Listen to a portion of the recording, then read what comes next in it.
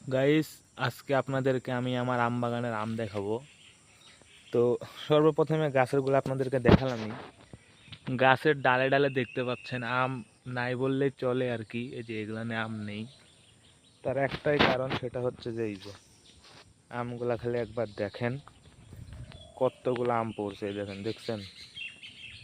এই যে দেখেন, যে আমটা ভালো আম, এই আমটা একবারে ভালো পড়ে পড়ে ফেটে গেছে, একটু খারাপ আছে।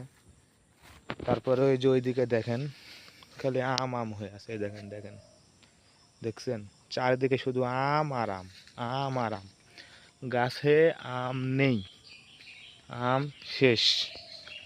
আমের দাম কম বলে মানুষে তো খাইতেইছে না, বরং কুত্তাতেও খাইতেছে না। এই যে আমটা ভালো, দেখছেন? আমটা পুরাপুরি ভালো।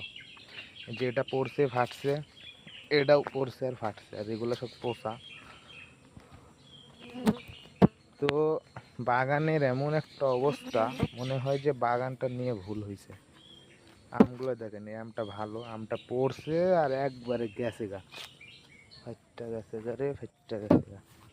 আর এরকম বহু আম আছে, চারিদিকে শুধু এলোমেলো হয়ে আছে আমে।